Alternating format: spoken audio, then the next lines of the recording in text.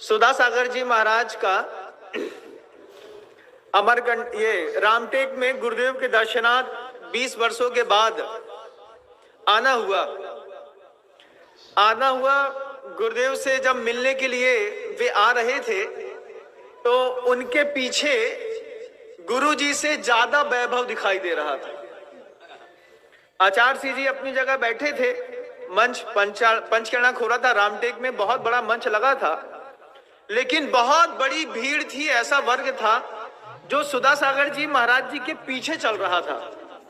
हम लोग आगवानी करने के लिए गए, जाकर के देखा तो पहली बार तो सुधा सागर जी महाराज को 2013 में देखा अच्छा बहुत बड़ा शरीर है और पीछे बहुत सारे लोग चले आ रहे हैं।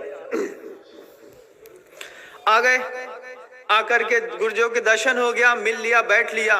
3-4 दिन बाद बैठ करके बात करने का मौका मिला तो हमने महाराज जी से कह ही दिया। हमने कहा महाराज जी आपका वैभव तो आचार्य सिंह जी के वैभव से भी ज्यादा बड़ा है। जब हमने कहा सुधा सागर जी महाराज से कि आपका वैभव तो आचार्य सिंह जी के वैभव से ज्यादा भी बड़ा है, तो महाराज जी ने बड़ी अच्छी बात कही। महाराज जी कहते हैं ऐसा नहीं है, हमारा वैभव दिखता है और वो बाबा में वो जो बाबा हैं वो वास्तव में वैभव संपन्न है। हमने कहा महाराज जी आजकल तो जो दिखता है वो बिकता है। तो सुधा सागर जी महाराज कहते हैं मुझ में और उनमें बहुत फर्क है। हमने कहा मुझे तो बिल्कुल भी दिखाई नहीं दे रहा, हमको तो ये लग रहा है कि चेला गुरु से 21वां है, 19वां नहीं है। तब महाराज जी ने अपने अंतरंग की बात करी। सुधा सागर जी महाराज कहते हैं देखो मेरे पीछे की भीड़ कितनी भी हो, लेकिन गुरुदेव की तुलना मैं जिंदगी भर का पुरुषार्थ करने के बाद भी नहीं कर सकता। क्यों नहीं कर सकते? तो सुधा सागर जी महाराज खुद इस बात को बताते हैं कि देखो कुछ ऐसी चीजें हैं जो चाह कर भी मैं पा नहीं पाया। आचार्य सिंह जी को 5 प्रकार के जो पंचाचार होते हैं, ज्ञानाचार, दर्शनाचार, तपाचार, वीराचार, चारित्राचार, ये 5 आचार होते हैं, आचरण पद्धतियां होती हैं। सुधा सागर जी महाराज कहते हैं कि मुझको सिर्फ आचार सिद्ध है, मतलब ये आचरण की पद्धतियां सिद्ध हो सकती हैं, लेकिन गुरुदेव को आचार के साथ उनके आचार्य भी सिद्ध है।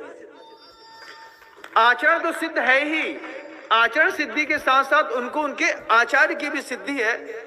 और सुधा सागर जी महाराज ने वो जो बात बताई कि क्या फर्क है हम में और गुरुदेव में। हमने कहा इतना वैभव है आपके साथ, इतना दिखता है, इतना आपका नाम सुना है, 20 साल से सुनते हैं, राजस्थान में ऐसे डंका बजाते हैं, वैसा करते हैं, ऐसा करते हैं। बिल्कुल अकेले बैठे थे हम और सुधा सागर जी महाराज। महाराज जी कहते हैं अकेले की बात बता रहा हूं सबके सामने, हल्ला मत करियो। महाराज जी कहते हैं हमने कहा आपका पुण्य गुरुदेव के पुण्य से ज्यादा तेज है। तब महाराज जी ने बड़ी अच्छी बात कही, बोले गुरुदेव के पुण्य का कोई शानी नहीं है। क्यों? क्योंकि अंदर की बात बताते हैं। महाराज जी कहते हैं, हमने कहा महाराज जी अंदर की बात बता दीजिए। महाराज जी कहते हैं कि मुझे अपने हर कार्यक्रम के लिए, हर काम के लिए लोगों को बोलना पड़ता है। गुरुदेव को उनके किसी कार्यक्रम के लिए दुनिया में किसी को बोलना नहीं पड़ता और उनके सारे काम होते हैं। किसी भी कार्यक्रम के लिए गुरुदेव को कभी नहीं बोलना पड़ता। उनको कितनी बड़ी दीक्षा देनी हो, कोई पंचकर्णा करना हो, महोत्सव करना हो, और इसका अविस्मरणीय उदाहरण तो आप कुंडलपुर में देखिए बंधुओं। सिर्फ 6 दिन के अंदर इतना विश्व स्तर का पंचकर्णा हो जाना अपने आप में आश्चर्य की बात थी कि आचार्य सिंह जी ने बोला, लोगों ने कहा कि कैसे होगा।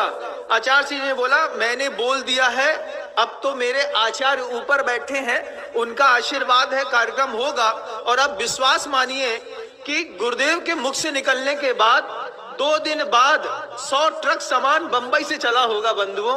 वो आगे कब लग गया, कब व्यवस्थाएं बन गई और कब ये पूरा कार्यक्रम सानंद संपन्न हो गया, लोग देखते रह गए।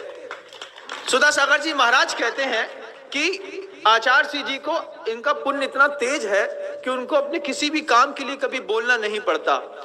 महाराज जी कहते हैं, जब भी मुझे किसी तीर्थ क्षेत्र का निर्माण करना होता है तो मैं सावक श्रेष्ठी को पास में बुला करके उसको इंस्पायर करता हूँ, उनको बोलता हूँ देखो ऐसा करो, ऐसा करना चाहिए, ऐसा करने से ऐसा होता है।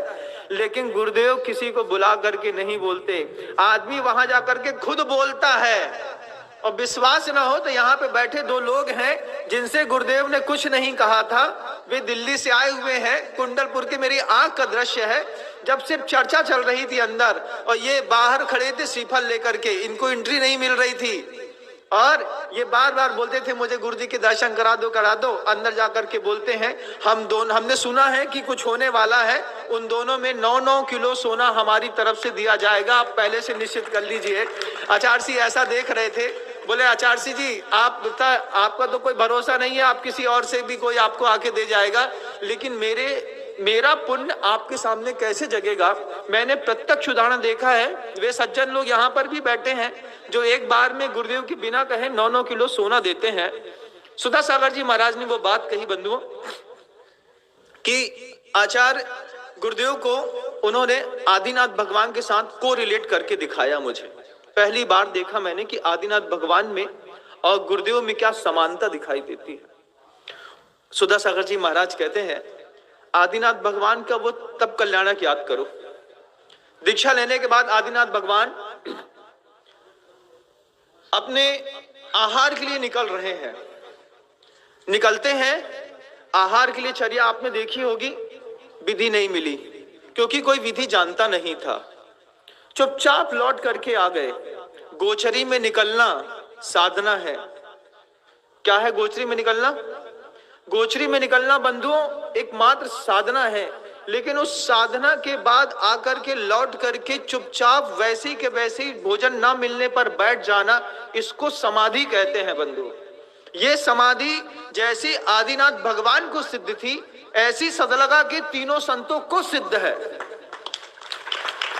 दुनिया में वैश्विक स्तर में 3 सदलगा के संत हैं। एक सबसे बड़े संत सम्राट हैं, वो जो वैश्विक संत हैं, जगत गुरु हैं, गुरुदेव श्री विद्यासागर जी महाराज। उनकी ही छवि को लेकर के मुनिराज श्री समय सागर जी महाराज, उन्हीं के अनुगामी मुनिराज श्री योग सागर जी महाराज, और अब षष्ठी पर एक चौथे संत और दिख रहे हैं, मुनिराज श्री उत्कृष्ट सागर जी महाराज, जो उन्हीं के गृहस्थ जीवन के बड़े भाई हैं बंधुओं। ये बहुत बड़ी बात है। उस समय महाराज जी ने कहा कि सदलगा के इन 3 संतों को देखना। आचार्य सिंह जी की साधना चरम पर है, उसकी एक साधना का एक अपना गुण गुरुदेव ने बताया। सुधा सागर जी महाराज कहते हैं कि विनम्र देखो, आचार्य सिंह जी आहार के लिए निकलते हैं, लेकिन उनका नियम है एक ही चौके में पड़गाहन देते हैं। ये उनकी साधना है, साधना है। चौके में पड़गाहन हुआ, विधि मिली तो ठीक, नहीं मिली तो लौट करके जब हम आप वापस लौटते हैं तो मन कितना खिन्न हो जाता है। मान लीजिए अंतराय हो जाए, भोजन मिले पानी ना मिले, पानी मिले भोजन ना मिले, तो दिन भर में थोड़ा सा लगता है कि पेट में कुलबुल कुलबुल कुलबुल हो रही है। ये कुलबुल कुलबुल दिमाग में चक चढ़ जाती है। लेकिन गुरुदेव उनका नियम है, वो एक ही चौके में एक दिन में पड़गाहन देते हैं, एक ही चौके वाले को। आहार हो गया तो ठीक, कोई विकल्प हो गया तो वापस लौट के आते हैं, तो कई बार उनका आहार नहीं होता। यही नियम मुनिराज श्री समय सागर जी महाराज का, यही नियम मुनिराज श्री योग सागर जी महाराज का है। और जीवन में इतने प्रसंग, ऐसे प्रसंग कितनी बार बने हैं कि तीनों के तीनों महाराज जी आहारचर्या में निकले और तीनों को विधि नहीं मिली और तीनों एक साथ लौट करके अपने उपाश्रय में आकर के बैठ गए। सुधा सागर जी महाराज कहते हैं मैं आज तक उस साधना में प्रवीण नहीं हो पाया। अगर आहार में थोड़ा ऊंच नीच हो जाती है तो मन में खिन्नता तो आती है, लेकिन गुरुदेव को मैंने देखा कि जैसे आदिनाथ भगवान गोचरी करने के लिए साधना में निकलते, अपना लौट करके आए और विधि नहीं मिली, भोजन नहीं मिला, चुपचाप अपनी समाधिस्थ है और उस समाधि में उनके चेहरे में कोई फर्क ना पड़ता हो। गुरुदेव ने अपनी साधना और अपनी समाधि इतनी प्रवीण रखी है कि उस समाधि में जिस दिन जब तक मैं प्राप्त नहीं कर पाऊंगा तब तक मैं उनके बराबर कभी हो नहीं सकता। ये महाराज जी खुद अपने मुख से कहते हैं कि आचार्य सिंह जी का पूरी दुनिया में कोई पार नहीं है, क्यों नहीं है? क्योंकि उनकी समाधि, उनके अपने मन की, वचन की, काय की शक्ति प्रत्येक समय टिकी रहती है। ये अपने आप में बहुत आश्चर्य की बात है बंधुओं।